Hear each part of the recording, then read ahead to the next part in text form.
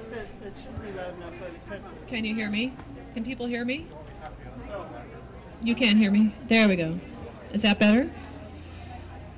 Welcome, everybody. My name is Barbara Quinn, and I'm one of the organizers of the Willamette Speaks oral history, and I'm also a member of the Portland Harbor Community Advisory. And what we're doing today is we're going to have a storytelling here from some of our community elders that have a special relationship with the river. And one of our storytellers is from the Grand Ronde tribe. His name is David Lewis, and we have another storyteller who is a gentleman who played on the river as a child in St. John's and worked on the river as an adult. And we also have a gentleman who is a neighbor in St. John's who lives on the river full-time in a boat. So we're going to be talking to, or we're going to be interacting with several folks and also at the end of the program we hope to have some time for audience questions, and maybe if you have stories yourself that you'd like to share, we'd love to hear your stories.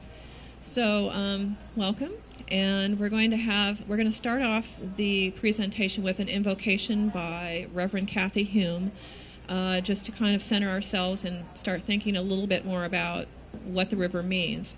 And just real briefly, the mission of our project, and by the way, my co-organizer is Laura Feldman. She's standing right there. Raise your hand.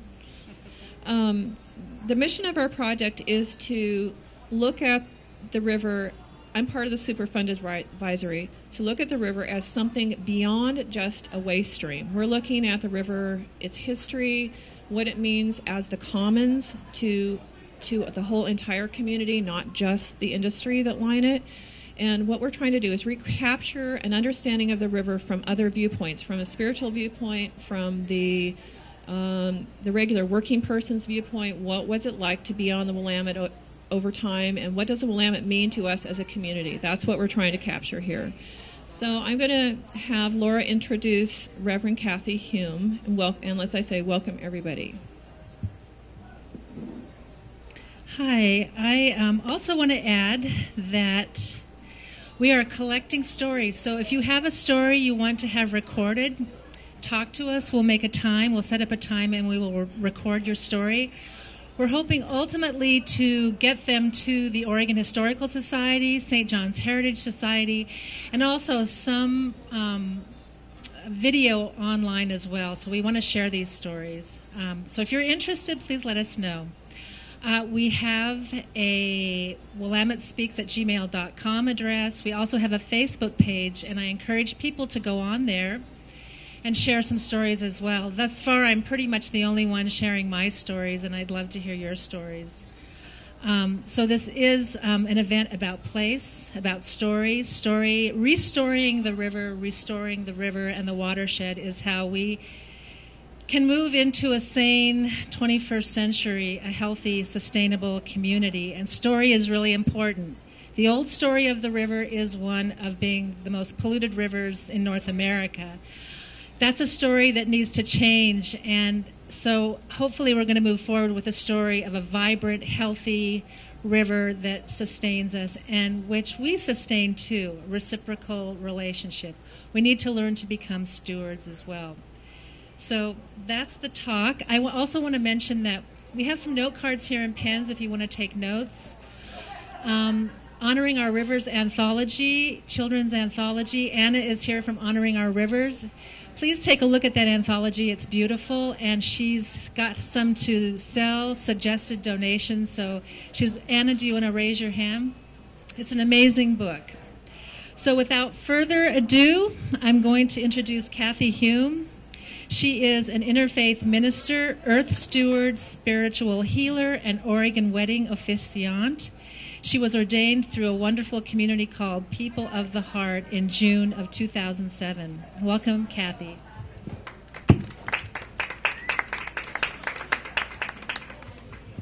So thank you, everyone. I'm going to ask you to take a short little journey with me. So I'm going to have you kind of go into your heart center, balance a little bit, take a nice deep breath, relax, Let your shoulders come down. Let your tummy be a little soft and poochy. If you're comfortable, close your eyes. And I want you to go within to a simpler time. Imagine the time before, when the river was clean and the fish thrived and the people lived in communion with nature. It was a grand and a happy time. Feel the bank under your feet.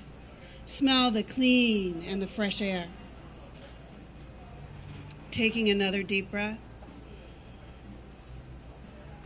Now forward to the time when the water became chemically toxic, the fish scarce, and the banks of the river a place you don't want to be. Can you smell the chemicals? Can you feel the thickness in the air? Taking one more deep breath. Now come to this time of here and now. The river's still toxic, but awareness is happening. People care, and we're taking steps to change the ways that we use the water. Let us begin to reclaim our places by the river. We're here because we understand how water is the very blood of the earth. Without its healing and nurturing properties, we cannot survive. The Hopi elders say that now is the time and that we are the ones. So gently open your eyes, come back into this room, being grateful, giving thanks for all that is, and know that we're all here today because we have a connection to the water. We come to help protect and nurture her, to share our stories, and to talk about how we can help make it cleaner and clearer and closer to what it once was. So from the Native American tradition, I offer this prayer. Treat the earth and all who dwell upon thereon with respect. Remain close to the Great Spirit. Show great respect for your fellow beings. Work together for the benefit of all mankind. Give assistance and kindness wherever needed. Do what you know to be right. Look after the well-being of mind and body. Dedicate a share of your efforts to the greater good. And be truthful and honest at all times. And take full responsibility for your own actions. Great Spirit, give us hearts to understand, never to take from creation's beauty more than we give, never to destroy wantonly for the furtherance of greed, never to deny to give our hands for the building of the earth's beauty, and never take from her what we cannot use. Give us hearts to understand that to destroy Earth's music is to create confusion, that to wreck her appearance is to blind us to beauty, that to callously pollute her fragrance is to make a house of stench, that as we care for her, she will care for us. We have forgotten who we are. We have sought only our own security. We have exploited simply for our own ends. We've distorted our knowledge, and we've abused our power. Great Spirit, whose dry lands thirst, help us to find the way to refresh your lands. Great Spirit, whose waters are choked with debris and pollution, help us to find the way to restore beauty to your handiwork. Great Spirit, whose creatures are being destroyed, help us to find a way to replenish them. Great Spirit, whose gifts to us are being lost in selfishness and corruption, help us to find the way to restore our humanity. I here would like to acknowledge the Chinook tribes as the first peoples that were here in this area, and also the other indigenous peoples that fished and used the land and the rivers to live and play. Aho. Thank you.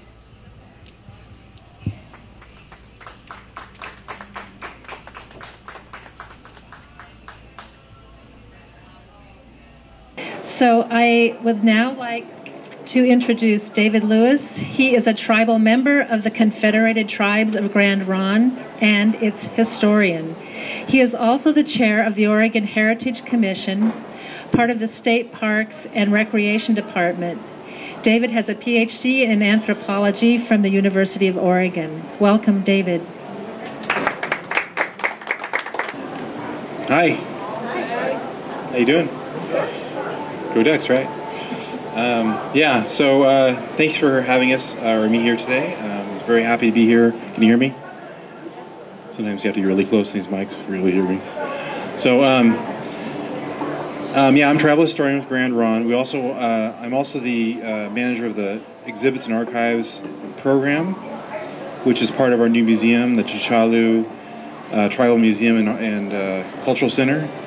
And we have it about halfway built, and we're fundraising for the rest. So if you want more information, go to the Grand Ronde Tribal website, and you can get more information about that. And I would encourage you all to come out and visit our museum. We have exhibits, and we can do backroom tours if you ask for a tour of the collections. We can do that too.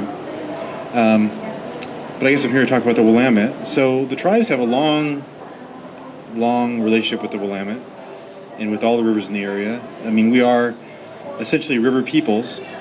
All the main villages were along rivers, and we use the river for daily travel all over the place. We all had canoes. We would travel from village to village, from site to site, either harvesting or hunting, fishing, or what have you. We do a lot of trading on the river.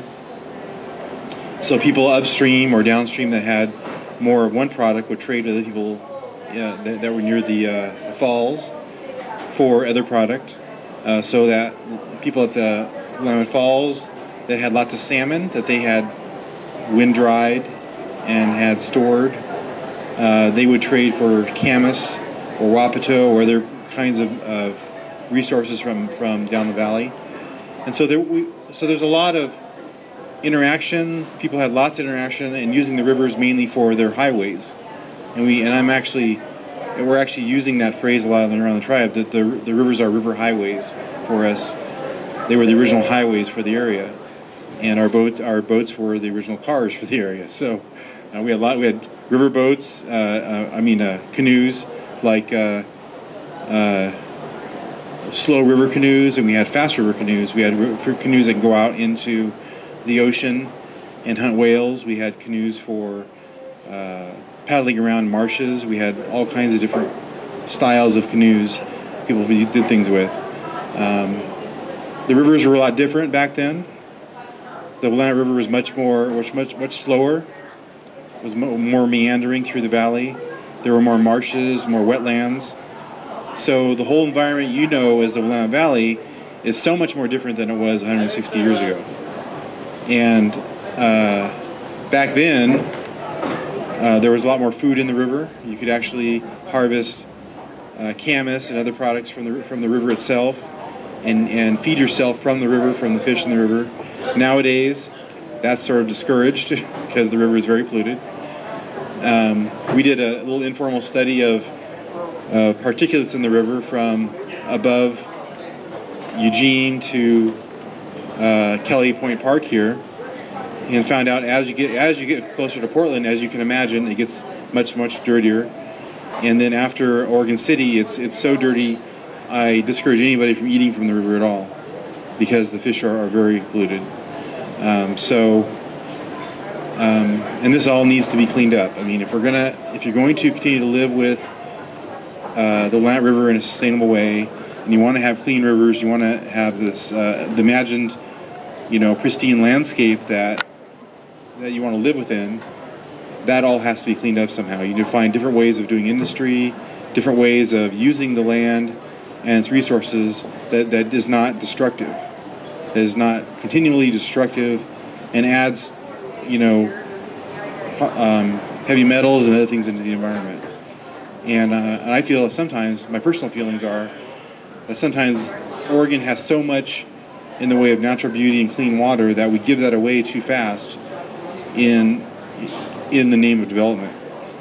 But that's just my own personal feeling. The tribes, we've been here for a very long time. I did some estimates the other day. And I figure we've been here over 150 generations, 150,000 generations. Very long time.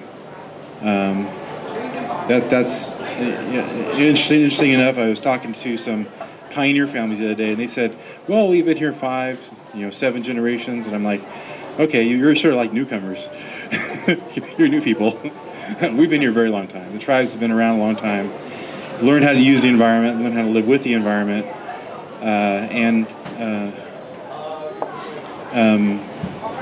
we actually manage the environment so well in the valley that it's one of the best agricultural valleys in the world.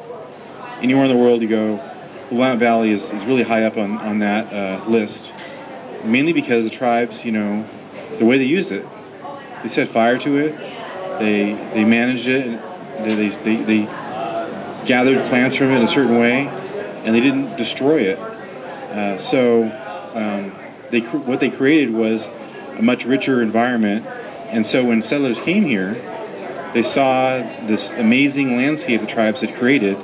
It was actually pre-cleared for agriculture because the tribes had been burning it every year for many, many centuries. And so what they saw was this sort of Eden, and they actually called it that in their letters. They said this was literally a Garden of Eden. We want people to come here to make better use of the land. And so they sent word back east, and people came on the Oregon Trail and came to Oregon and wanted to come to the Willamette Valley because it was so well situated for agriculture. The tribes were essentially in the way. We were undesirable, non-Catholic. Our lifestyle didn't match American lifestyle, European lifestyle, and the tribes didn't really appreciate everybody moving onto the land. So that sort of those issues with having to live amongst the tribe members, as well as issues of the introduced diseases that were brought to Oregon, the tribes dying off by the thousands, and so that created a space for settlement in this area for not just settlers and gold miners and explorers, but also other tribes who would come from other places and who came down into Oregon, into the Willamette Valley, and wanted to claim it as their own. And so for 30, 40 years, from about 1820s into the 1850s or 60s, there were all these tribes coming into the Willamette Valley, into Western Oregon, wanting to make it their own. Our peoples were removed. In the mid-1850s, actually 1856, the tribes had signed treaties with the government, removed to the Grand Ronde Indian Reservation, and we were told that we were supposed to be a separate population away from the settler population here. And after that, everything changed in the river. Canals were built, the marshes were dried up, the river became channelized because farmers wanted to, and landowners wanted to be able to secure their piece of land. And the tribal people were basically told they had to stay on the reservation and could not leave unless they had a good reason, and they had to get a pass to leave. They're not freely allowed to come and go as they will. So they became, because there's no jobs at the reservation, they became the indigenous migrant farm workers of their generation.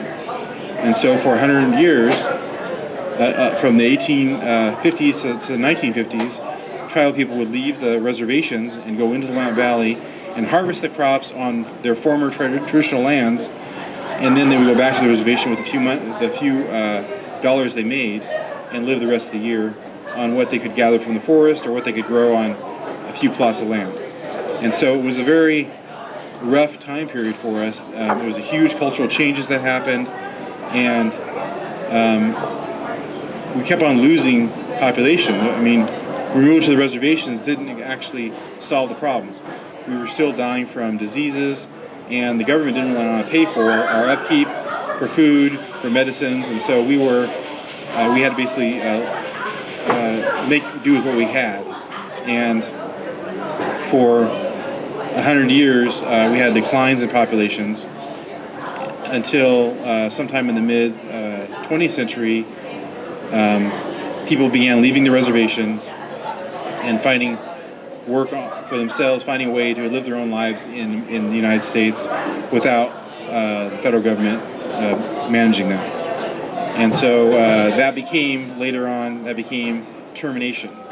In the 1950s, in 1954, in fact, the tribe was terminated because we were said to be living a lifestyle similar to our neighbors.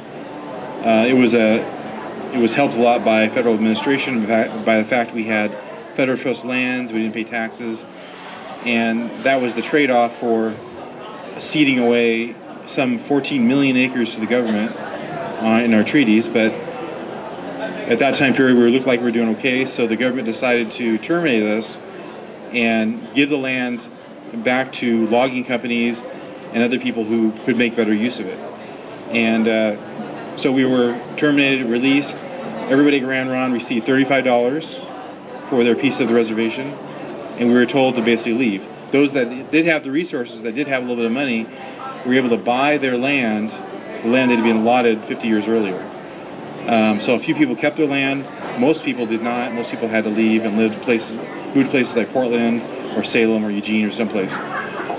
So after that, for 29 years, we didn't have a reservation, a tribe, and we were basically living as we could. In 1983, we were restored, and we've been working to get back our government, our services of our people, and to sort of help with issues of healing our people from 160 years of all this goings on. And it's been tough. You know, we're still establishing relationships with state and federal officials, with organizations. And part of what we do is we begin to rethink about our stewardship to the environment, about how we had been before, how we created this environment, how we managed some parts of the environment. And so we have a division called Natural Resources, and somewhat even in our cultural division, our land and cultural division, which I'm in, we work on uncovering that deeper history, the history of ethnobotany, of how we use the plant and animal kingdoms, about how we manage the fish resources, we fish for them, and start looking at the way things were as opposed to the way things are today, and realizing that a lot of things are out of control. So now we have lots of projects at the reservation mainly. We're working on restoring fish environments. We're doing very good with our little stretch of tributaries to the Willamette River, the Tualatin, Yamhill area. So we have a few streams and creeks that come through through the reservation, and we're restoring, we're putting in culverts so that the fish can pass under the road without being stopped. We're putting in more environments for the fish to spawn in. We're actually planting lamprey eel on the reservation. So we're doing a lot to restore not just salmon, but a lot of the different species that originally were on the river, steelhead and the like. And so we're doing a lot with our little piece of that Willamette Basin river watershed. And we're also working with the state of Oregon on various projects like studying eel populations at Willamette Falls, because it's one of the last remaining healthy eel populations in the whole Columbia River Basin. So we're doing a lot with that, and then we're studying, the river economy the tribes lived in for many thousands of years, and how we can bring some of that back to at least the tribe, if not to everybody else, but how we can inspire that kind of an economy in the place we live today, where people have this long-standing relationship with one another that's based on respect and trust and trade with one another up and down the river. And so that's not an easy thing, as you can imagine, people moving in and out all the time. But we're trying to do what we can. We now have a canoe family. We've had that for about 10 years. And we join other canoe families every year on what we call canoe journeys, where we go up into mainly Washington State and into British Columbia, somewhat in Oregon, and we travel with sometimes 10,000 people to one location for 2 weeks, and we have a big festival with all these tribal nations. You know, sometime at some point I heard there were 200 canoes and 10,000 people at the last festival. So it's a lot of people working together in a common goal of reestablishing all these relationships and reestablishing the culture and bringing something back that had been seriously degraded by the last 160 years of development in the United States. So, I mean, that's my story. I don't know if I can answer questions now or you want to wait until later? Okay.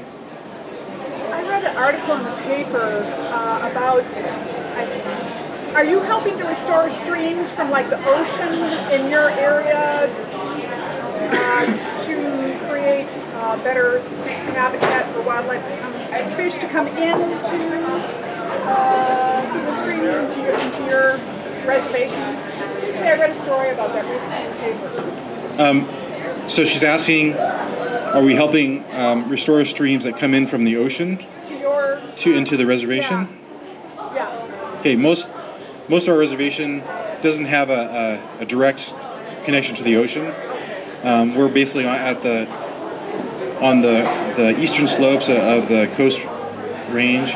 We have some areas that do sort of overlap into on the western slopes, and we do have work that we do with on the Tillamook area with some of the streams over there, because we have these sort of common trail systems and common environments that cross the Coast Range. So we do work with the BLMs and forests in those areas. Yes. Can you tell us a little bit more about what the canoe journey is about? I know it came through St. John's and it came to Canoe Park, and I understood it was sort of like repatriating canoeing skills, or what that means to the tribes. Yeah, the tribe. She's asking about. Can I talk about canoe journey a little more? Canoe journey is really, for 160 years after tribes were moved to reservations, we didn't really have any need for canoes. So we were somewhat imprisoned at some point on reservations, couldn't really go anywhere. So canoe technology and the ways of making canoes and the use of them even were somewhat discouraged, because we didn't really have to go anywhere in a canoe, except for maybe some people on the Puget Sound or something. Most tribes didn't have a fishing economy on the inland for the inland tribes. So what we've done is we've teamed together with lots of other tribes in the area in sort of networks where people are teaching each other different kinds of protocol and technologies in terms of making canoes and using the canoe. So it's not just jumping in your canoe and paddling downriver. There's protocol. When tribes approach other tribal territories, their traditional lands, their reservations nowadays, you don't just land on somebody's foreign soil. That's literally a foreign nation. We approach them in a respectful manner and tell them we're basically coming with our hands open. No, we're not bringing weapons. And we approach people meet in that fashion, in sort of an equal fashion, and we're invited to come to shore. And then there's a festival afterwards where everybody shares stories. So that's a much larger thing than maybe what you know as canoes. But that's all part of what we're doing. And it's not just for learning how to paddle a canoe. And that's not what you're saying, but it's really much more involved. It involves a whole cultural context of people interacting in a respectful fashion, a peaceful fashion at times, like they did in the past, with all the aspects of sovereignty and nations meeting nations that you can imagine. So they're basically, people for our canoe family are basically ambassadors of the Grand Ronde Nation that are going into other nations and telling everybody we're with you as companions on this trip, and we're learning how to work together. And we really run that as a youth education program. It runs out of our social services program mainly. The tribe owns the canoe, but we do that as a way that youth get involved in something that's healthy and respectful to the tribal culture, and they learn something about tribal culture rather than get involved in other things they shouldn't be involved with. So it gives us something to do. It's a youth activity, and it's very good for everybody. I read an article about how, I don't know if this is happening for you, but how some tribes are trying to go back to their original ways of eating to help combat like diabetes and things like that that are prevalent. Yeah. Is that part of the focus of what you're trying to do? That's much more difficult. As you can imagine, there isn't there's not really a market for camas and wapato right now at the tribe. I mean, it's going to take a supreme cultural change for that to happen. Part of the problem at our tribe, at least, is that a lot of our programs run on under federal agencies. We get money for, say, Food for Elders, an elders program that does food, and they have certain structure as to what they call nutritious food, which includes macaroni and cheese and things like that. So, as you can imagine, that it's going to take a supreme cultural shift in the tribe, and a lot of understanding, a lot of training, and a lot of heartache in order to get that to actually happen in a broad scale in the tribe. However, there are individuals that are working on things like permaculture and things on bringing back natural landscapes, restoring, let's say, oak savannas or other kind of natural landscapes with the plants that we originally used for not just food, but for things like basket making or cordage or something like that. And in that way, by the more restored landscapes we can make, the more opportunities we're all going to have to begin harvesting natural products, which are much better than processed or pre-processed foods that don't do really anybody much good at all. So, yes. In the 1800s, how many different tribes were located along the river, say from Eugene to Astoria? So that's a big number too. So you're asking how many tribes were located along the rivers, basically the Willamette and Columbia. Yeah. So that's a lot. We're talking hundreds of tribes. In the Willamette Valley alone, the Kalapuyas mainly occupied the Willamette Valley. There's some Malalas there as well. There were 19 Kalapuya bands and tribes throughout the whole Willamette Basin, the lower basin below the falls. Above the falls, there were at least 3 or 4 bands of the Chinookan tribes up to the Columbia River, and then down the Columbia River we're talking probably another 10 tribes and bands as you go towards Astoria.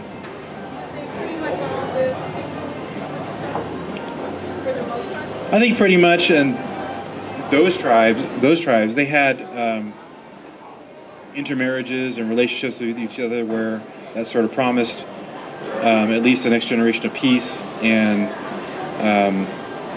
some sort of shared economic goals together. A lot of relationships like marriages were formed really over economics and politics.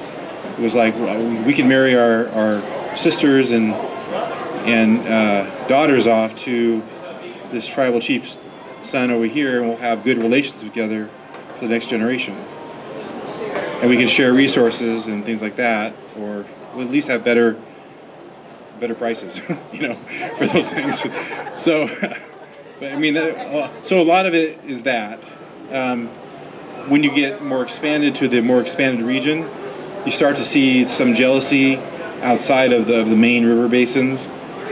There are stories of Klickitat peoples and Cowlitz peoples from the north coming into the Willamette and trying to take over areas of the Multnomah area, and they did succeed later on, in which some of the tribal territories declined because of population decline and diseases. And so you saw Klickitat, Cowlitz peoples coming into the Columbia, and actually the Klickitats were taking these large expeditions down into the Willamette Basin and actually down to the Umpqua Basin to hunt elk on the Coast Range. So there was this. So there were some of that. There were also sometimes there were raids for either brides or horses or what have you. So sometimes there were raids. So there was this long-standing relationship like that with the Klamaths down south, and perhaps the Molallas in the coast range, in the Cascade Range, with the Calapuyas in the valley. They had to withstand numerous raids of their women and their properties. So did they unite? There's somebody back here. Did you have a question? No. So did they unite those bands of tribes against the northern tribes? There were some of that. About right here and up to Salvia Island and over here on the north side of the Columbia, there was a tribe called the Multnomah tribe that was in the 19th century the chief was Chief Kiasno, or Casino, sometimes you call him. So I think he's the model that people use when they began writing about Chief Multnomah. We can't find any kind of Chief Multnomah in actual history. We think that Chief Multnomah was adopted from the characteristics of Chief Kiasno. So Kiasno had interrelationships, had kinships through marriage with many tribes in the area, with Concomly, the Clatsups in Concomly, way up in Astoria area, with the Cascades at the Cascade Mountains, the Cascade Locks, and that was now Cascade Locks, and with the Tualatin Calapuyas in the Tualatin Valley, and with the Claliwellas at Willamette Falls. And so we had these familiar relationships throughout the region. And so in 1812, when the Cowlitz came down and tried to take over some territory, he was able to call for help from people in these areas, and he got some help, and they pushed back the Cowlitz. Yes. I'm sensing from your talk, it's resonating to be about issues of sustainability that we're hearing now about a lot about now, sort of genuine sustainability, intergenerational, intercultural, and I'm wondering what you think about that. You understand what I'm trying to ask? I'm sorry. So, I think what you're asking about is the cultural lifeway, which is sustainable. Is that what you're asking? Yes, but also I'm wondering if you think how relevant it is to other aspects of sustainability we're trying to deal with in the larger culture. I get a sense that we can learn stuff, basically. I think you can. I think it's I don't know if we have all the answers. Tribes have all the answers. I don't know. But we do have answers in terms of communal relationships that maybe people can pick up on, of how people should treat each other with respect and not be out to destroy everybody because they're making another dollar, that kind of thing. So there are aspects of that which I think people need to rethink what their society is like in order to preserve, your environment and the place you live. Yes.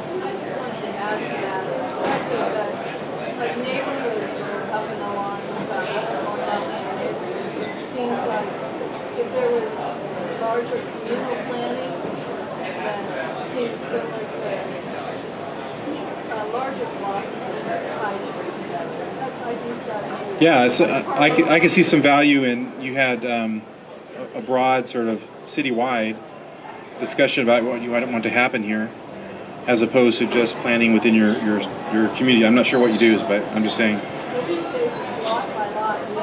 Right, and I get the feeling, I've been around a little bit, so I get the feeling that at times, the man or the city will at times play neighborhood off of neighborhood for either development opportunities or what have you. Yeah.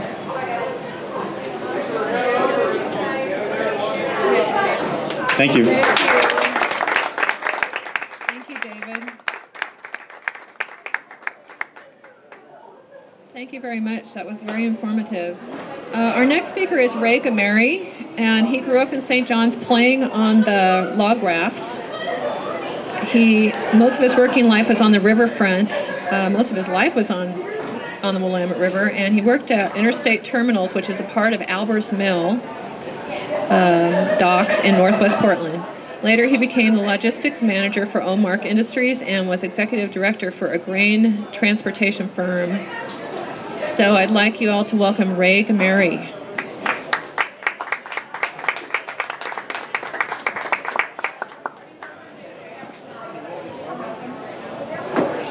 Sure. Okay.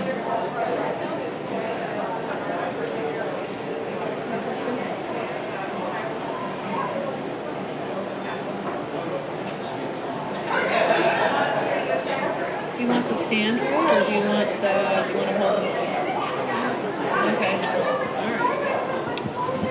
Good afternoon. I'm here in response to an ad.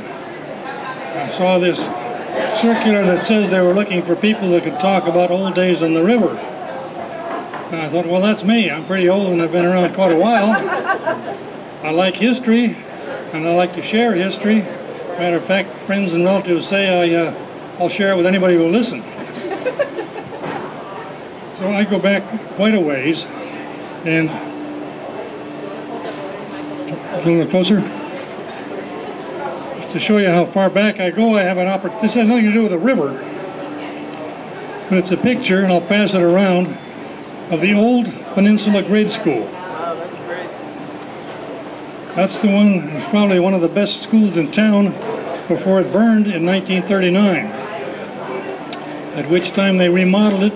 They took the top half off and gave it kind of an Art Deco white coating, and then it was sold to North Catholic High School, where it survived for a few more years. Then it was a community center, and I think the building's gone now. But that is the old Peninsula Grade School, and I would ask if there's anybody here from St. John's. Hey, good. You can help me out or straighten me out a little bit here on some of my memories here.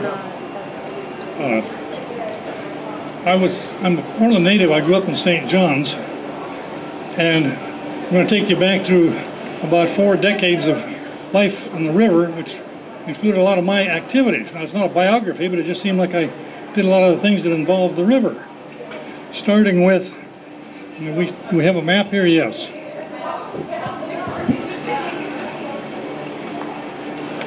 Stand just to the side. Oh yeah, okay. Or this side. Other side, yeah. One side or the other.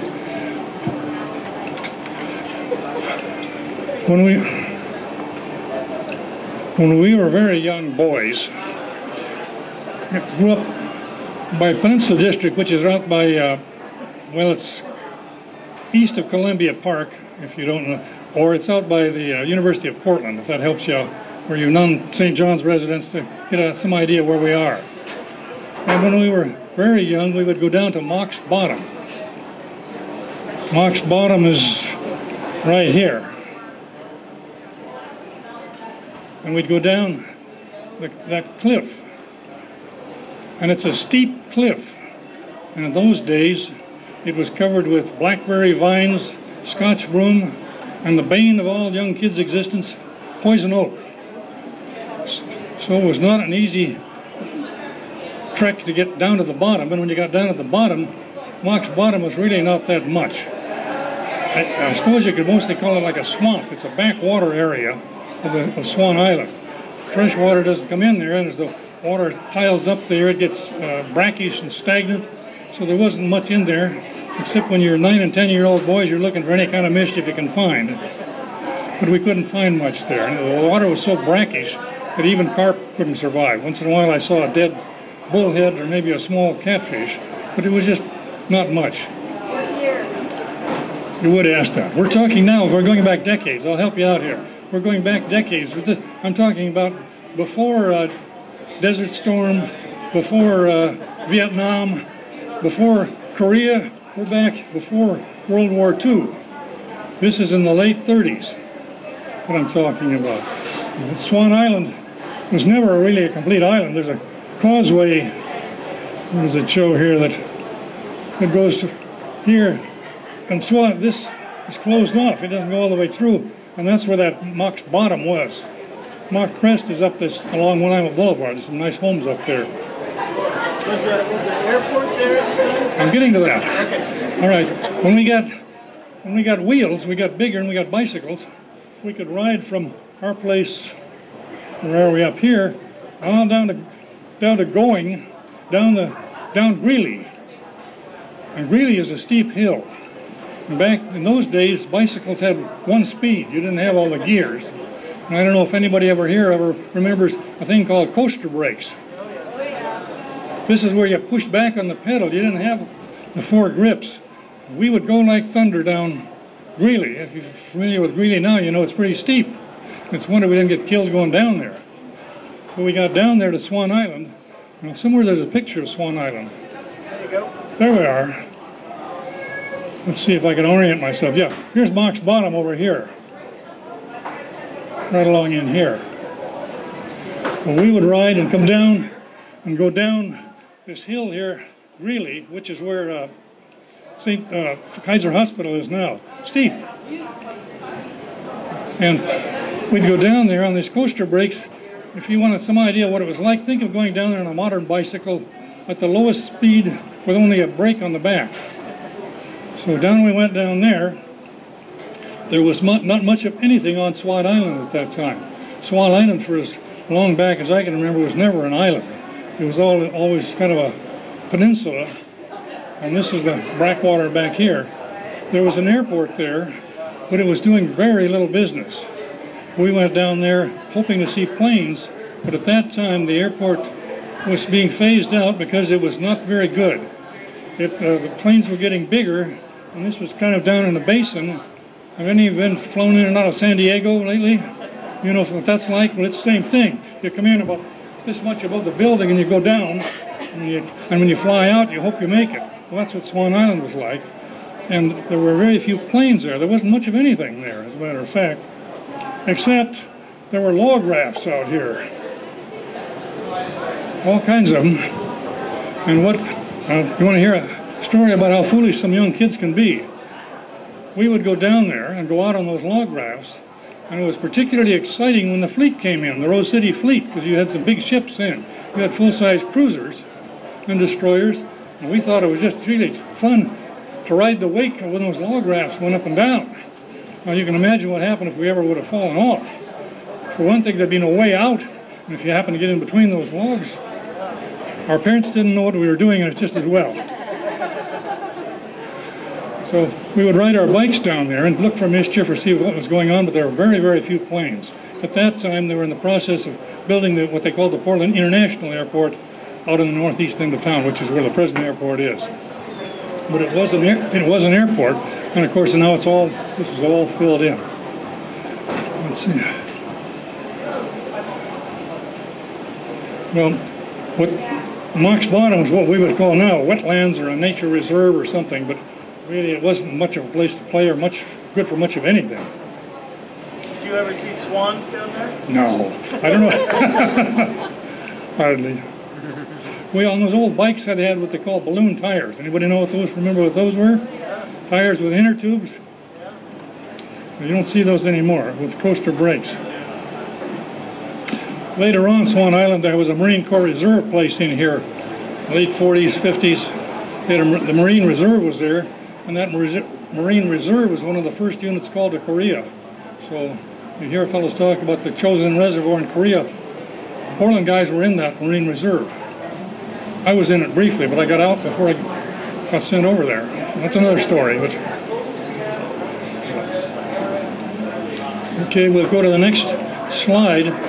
Also down on the river is the thing called the cooperage. Anybody from St. John's know what the cooperage? She does, Barbara does. This is it right here. These are logs.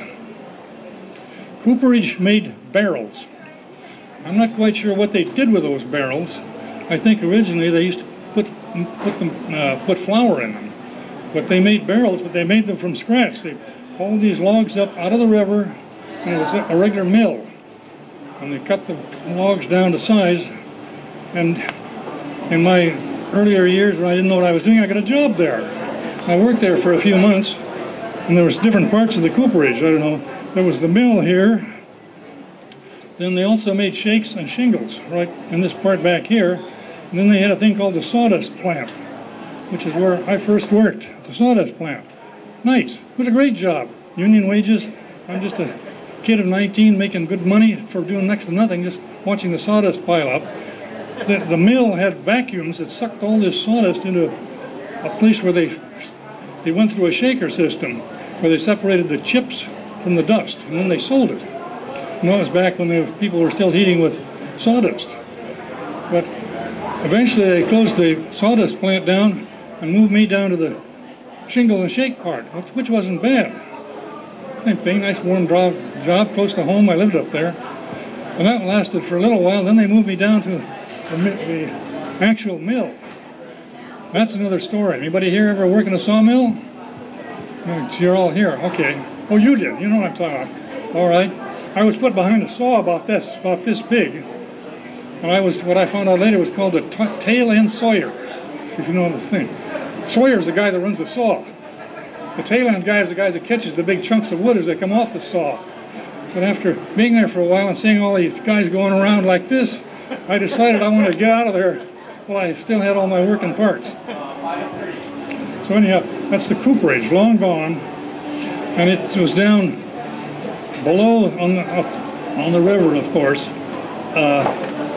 west of Portland University, down closer to the St. John's Bridge, right in between there. I can't give you any other identification, but it's gone. And there was Montgomery and Baxter used to be right down there too, the place that made the telephone poles and dumped the creosote on the river, which is part of the Superfund cleanup thing. It's one reason we're here. Is that a shipyard in the background? That is a shipyard. I don't remember it because I was down here and looked further, but it's gone.